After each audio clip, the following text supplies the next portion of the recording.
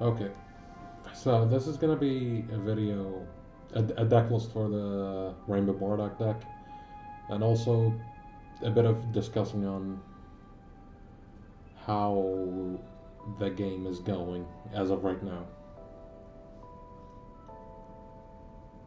Uh, I don't know if just to start with the topic or the deck list. Let's start with the deck list. Uh, I know this is a Dragon Ball deck list, even though I have Yu-Gi-Oh music in the background, but uh, I couldn't think of any better background music to be honest.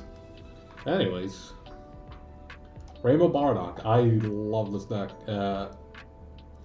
It's probably my main deck after the last Boundless 21 got hit in the face. It got punched in the face more than anything.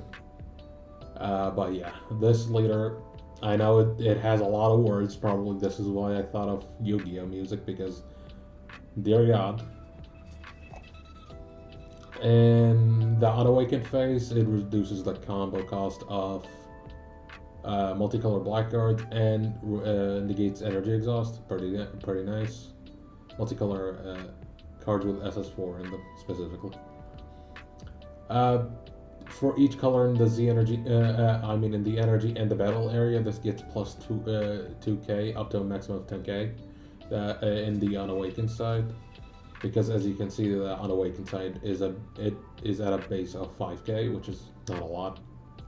When this card attacks, I look at the top 5 cards, add up to one black card with SS4 in its card name. This wording is actually insane because you can search literally any SS4 card. So your overwhelms, your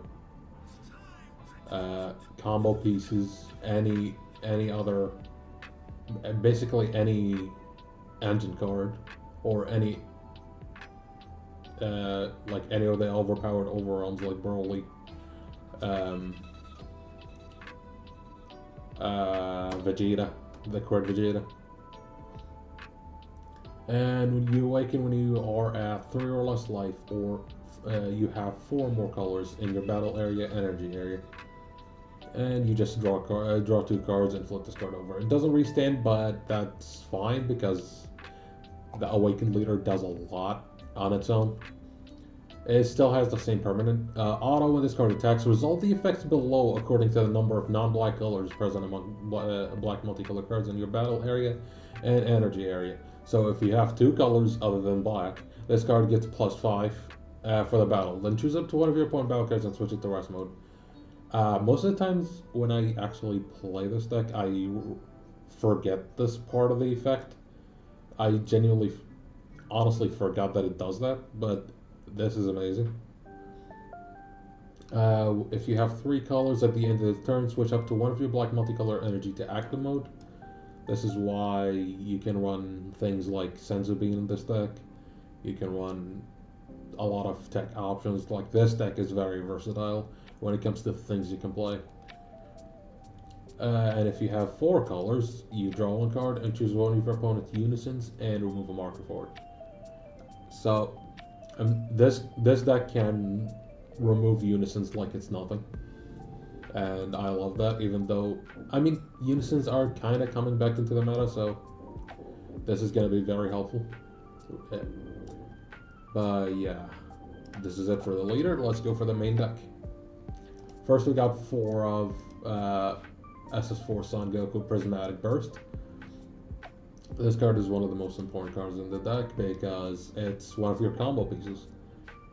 Basically, you play this guy, SS4 Son Goku Prismatic Radiance, which looks at the top 5, does all the good stuff. You swing with it, 16, and then you activate main once, limit 1 once per turn. You bring it back to your hand, play this guy, and then with the effect of this guy, you can send it to the warp, comes back to your hand at the start of your next turn. You play a 2 cost, which would be, I believe, this guy, SS4 Vegeta Prismatic Radiance.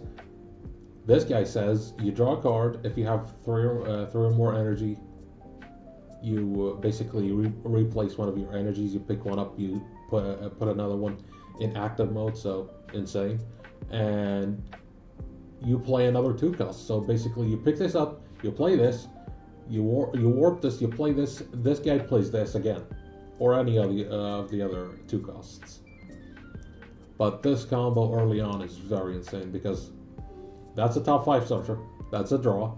That's a top 5 searcher again because his effect is now once per turn. So that's a lot of pluses in your hand for no reason. And your leader is also a searcher. Or a draw 1 in the awakened side. So that's insane.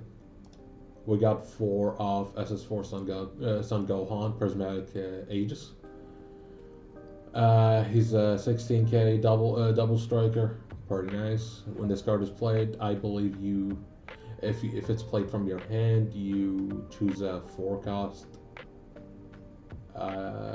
Is it a 4 cost? Yeah. And warp it, so you can warp a 4 cost. Also, it removes a marker from a unison. So again, this deck removes unisons like it's nothing. We got 4 of SS4 Sun Gohan Prismatic Burst. This is the floodgate of the deck. You counter attack, you play it. Your opponent can only attack as many times as colors they have in their energy. So if it's a multicolored deck, cool, they can attack twice. If it's any other deck, they can attack once and that's it. If it's a mirror match, good luck, this does nothing. But this deck is not really that well known, so most of the time you're not gonna run into a mirror match. We got 4 of SS4 Vegeta Prismatic Aegis. This one is a critical. I usually play it. I try to play it early on for crit swings. Most people will take them early on. Some people will try to get out of them. Either way, it's a plus for you. It's a minus for them. So it's pretty nice. On play, it also does draw you 2 and you warp 1. It is a warp or bottom deck actually. No, it's a bottom deck. Yeah. No. Yeah. And when this card is played from your hand or placed in your energy, you choose 1 random card from your opponent's hand, bottom deck it, and they draw 1. So in some cases you can snipe SCRs. I did that multiple times myself, so it's pretty nice. We got only 2 copies of SS4 Bardock Prismatic Radiance. This guy can technically cheat out your SCR twice. It has an effect where it activate main. You warp your SCR for the turn. You do get it back the following turn. Actually, at the end of the turn. You activate its activate main. You play all your 2 cost guys from the deck, and then it comes back to your hand at the end of the turn. So it's pretty nice. It also has the effect that you can rest it and give one of your SS4s dual attack. So you can give your boss monsters dual attack. You can give your critical guy dual attack. You can give your double striker dual attack. It's pretty nice. We got 4 of SS4 Bardock Prismatic Burst. This is the counterplay, one of the best counterplays ever in my opinion. It hits any 20k power or less. If they have 20k power or less, you can play this for 1 by taking a life. And this gets played, and the 20k power or less card goes to the warp instead, so it doesn't even get played, which is pretty nice. We got one of the boss monsters, SS4 Gogeta Indomitable Might, double striker. It warps a card from your opponent's hand on play. It minuses 2 things by 30, so this deck can also get rid of SCRs very easily. So even SCRs that cannot be removed, like for example the Gogeta SCR, you can minus it. If it gets minused, it goes away. So yeah. We got 2 of SS4 Bardock Prismatic Aegis. This is the combo that I usually use to get rid of the Gogeta SCR. Get this guy in the energy and play this guy on the same turn. He's gone. We got two Master Roshi, Master Early Majesty. When you combo with this guy, you basically choose a card in your energy, switch it out with something else, or place it again to gain its effect again. So basically, you can do play this guy in the energy again, do his effect again, or do this guy's effect, or remove some markers from a unison. This card is pretty versatile in this deck, so I do like to do copies of it. Sometimes I sign it out if I don't need it, like if I'm playing against a deck that doesn't have an SCR that needs to be minus 15 million times. But yeah, it's pretty nice. We got two of the other boss monster, SS4 Gogeta Prismatic Burst. This guy has like 15 effects in one. It's pretty amazing. It's quadruple strike. You can play it for 4. Most of the time with the Z Battle card that I will show later on. It basically gains effects depending on what colors you have in your energy. So if you have red, deal 1 damage. It's pretty nice. If you have blue, you draw 3 cards. Insane. If you have yellow, choose one of your opponent's cards and switch it to rest mode. Any card, by the way, so you can switch an energy to rest mode. That's pretty insane. If you have black, choose 2 of your opponent's battle cards and send them to their warp. And you play it, but how many times am I gonna have my phone have a notification on video? Can this not happen? Anyways, continue. You play it by sending 1 Son Goku Zeno and 1 Vegeta Zeno from the hand or battle area to the drop. So it's pretty easy. You have a lot of Gokus and Vegetas, so it should be fine. We have the SCR of choice, which is the best SCR for this deck. Anyone that says otherwise, they're delusional. This SCR is amazing. SS4, the Vermilion Saiyans.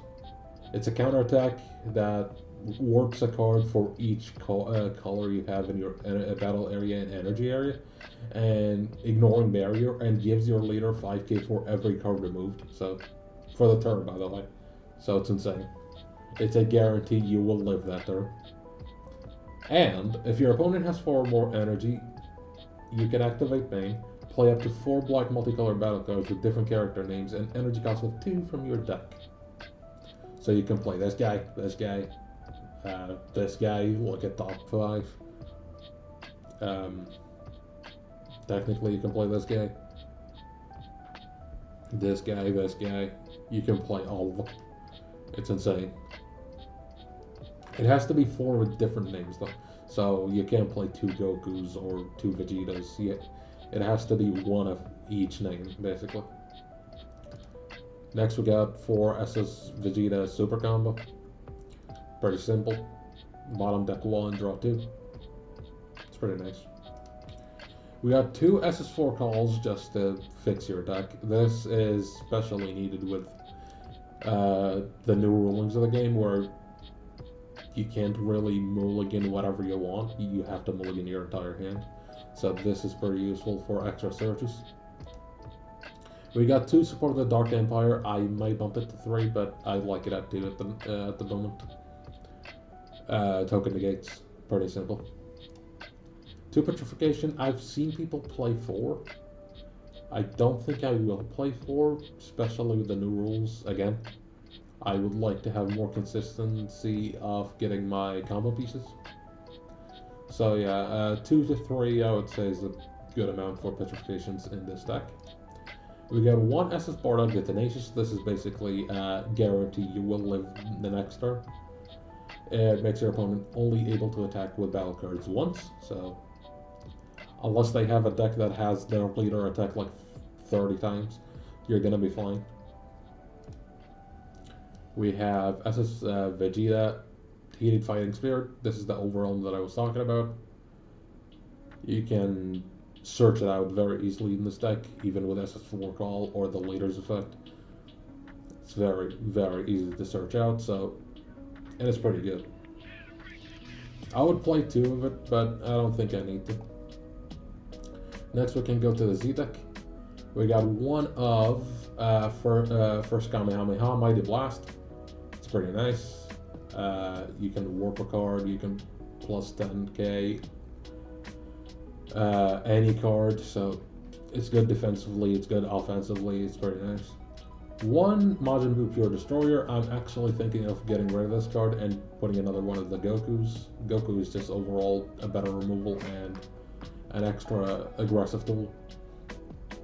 But he's a blocker if you need one. Most of the time your opponent can get rid of him very easily, which is why I don't really like running him anymore.